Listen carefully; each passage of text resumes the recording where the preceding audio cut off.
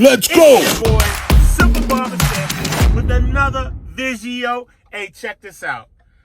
Today, as I said before in my videos, I could do a bunch of tutorials and talk about so many different things about haircuts, and there's so many things that you can find on YouTube. So I decided, what I started doing was put in my videos, this is a flat top video that one of my clients, he's a regular client that comes in, and he's a client that I work with. Not work with physically, like with a job, but from day one, it was hard for him to trust me as a barber because he's been going to the same barber for like the last almost 40 to 50 years, and that barber retired. So he decided to come to me, and I've been cutting him for the last couple years or so, and I just thought I'd kind of like show you the type of haircuts that maybe that a lot of you barbers are not comfortable with, that to show you that you could build a relationship that will surpass the comfortability of a person feeling strange about coming to get a haircut from you. So I really want to talk to you about that, because who are you targeting? And so when you target your clientele, I was gonna say audience, but same thing. But when you target your audience, do you really aim at who you want to get as a client? Like, I don't know about you, but I just don't target. Well, I just don't target people who got money. I just don't target those type of people. I target people who I feel that I can build a relationship with. And maybe they won't be the right person, that right client for me, and I get it.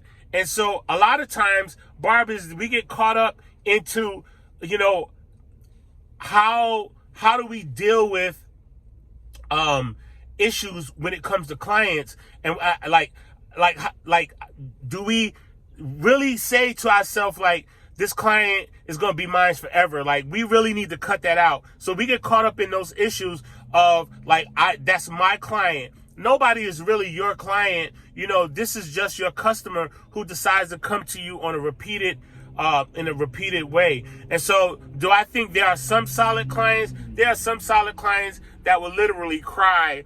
Those are the people that I call my clients. They will literally cry if you say you're retiring and you're not cutting any longer. They would literally beg you to please continue to cut their hair.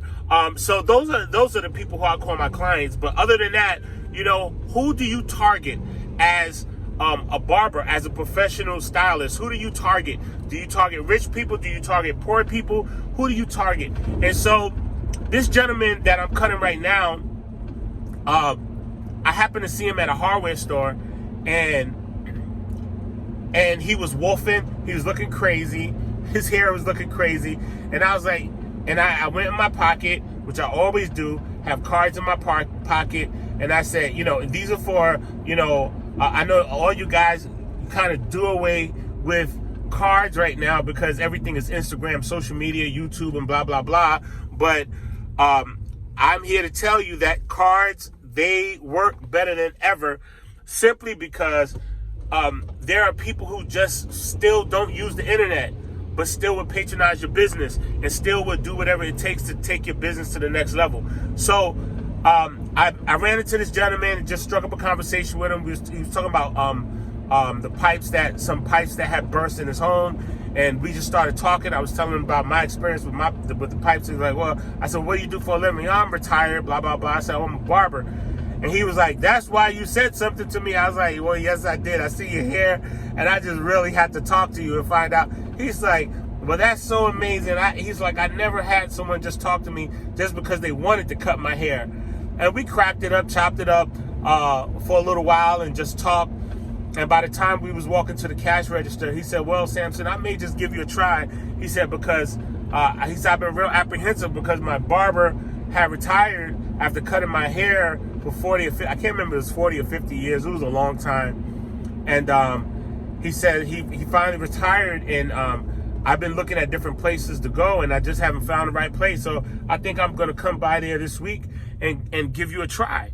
I'm like, what? I'm like, awesome. I'm like, that's what's up. So what was amazing about this is that I knew for a fact that the type of haircut that he was used to, whatever it was, because looking at his hair beforehand, you didn't really know what type of haircut he had. So I was like, what type of haircut?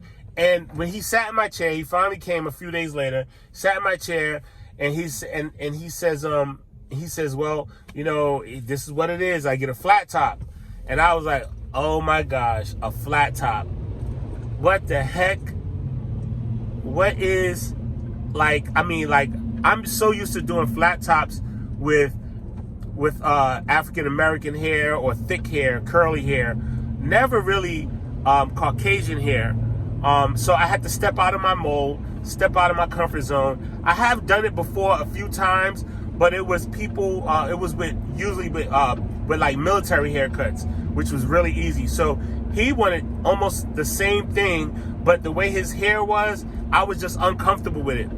So here's what I did. You've been waiting for this. So I said, hey, I said, listen, I said, I'm gonna let you know now. I said, I've been cutting hair for 30 years. And this is not something that I'm accustomed to, this type of a haircut. I said, but I promise you, because of my experience and my professionalism, I promise that after a few haircuts, you're gonna love me like you loved your last barber. He started cracking up, laughing. I said, so this first haircut may not be the haircut that you used to getting from your barber, but I said, I want you to work with me. I said, and I want you to coach me and tell me how you like it, because you know how this man been cutting your hair for the last 40 or whatever years.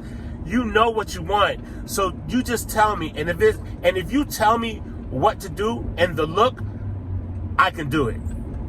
And guess what? First haircut, said, well, we'll give it a try next time. Did I get discouraged? No, because I knew he was coming back. So me and this gentleman, you know, we worked together as professional and client. And I'm gonna tell you, after like 3 or 4 haircuts, I perfected his flat top. Here's the crazy thing. Now, where I was really feeling some discomfort when it comes to cutting flat tops, this was like being at barber school every time he came in all over to practice on a flat top all over and all over and all over and all over again until I became successful at it, right? So it's like, yes, I do have a skill, much more skills than from when I first started, but just think about that. Like, this took me to the next level where I was literally able to cut this man's hair like as if he was a mannequin, like over and over and over and over and over and over and over and over again until I got it perfected. So I just want to encourage you guys, as professional barbers or as professionals or whatever you do, you just have to be consistent. So he would book an appointment. So we both work together with this, because he's never really the type of person that's on a computer, so he doesn't know anything about booking. So I slowly taught him about my app, taught him about how to book with me, and he just thought it was so easy. And so that has helped him change his mindset on like just social media and with new technology. It like actually pushed him to a whole nother level and took his life to a whole nother level. And so this is what's important when it comes to barbering. This is what's important when it comes to building relationships and targeting your clients and knowing who you want to sit in your chair, right? And so this is the same guy when I went up on my prices. he's one of the guys that when I went up on my prices, he had no problem paying. Like, you know, when I told him, hey, I'm going up $5 on my prices, that's okay, no problem. When I'm going up $10 on my prices, that's okay, that's no problem. And so on and so on and so on. He's never had a problem with paying and tipping. Why? Because he knows the relationship we have is valuable. And he said to me, he's like, I got to go get my oil change, right? If I don't get my oil change, and he said, sometimes I can't find the places for $19.99. And sometimes when the places that I think that's $19.99, all of a sudden don't go up. They go up to $29.99. He said, I don't question it. I may just say, hey, you went up from the last time. Say, yeah, we had to raise our prices. He said, I just go in my wallet and I pay whatever I need to pay to get my oil changed because I need it done. And he feels the same way about a haircut. And so that's a little nugget for you guys, so you guys can kind of take that to a whole nother level. Take your life, take your clientele to a whole nother level. Learn how to target your clients. And I'm going to tell you in another video on how I target my rich clients, the big bill payers, the big bill players, and that's going to be coming up real soon. How to target clients that are going to pay you $150. How I'm going to target clients, and how and why does clients who are able to pay a lot of money, like why they don't mind paying a lot of money, and they will not question how come my price is different from the next person prices. How can you offer something that you don't offer your regular clients by cutting a high ticket client?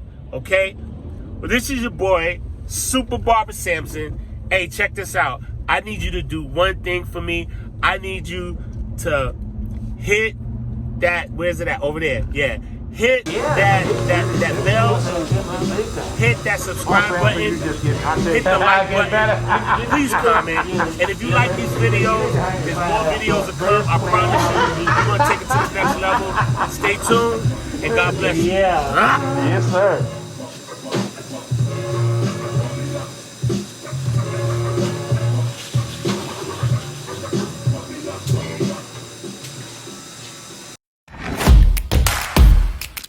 Let's go!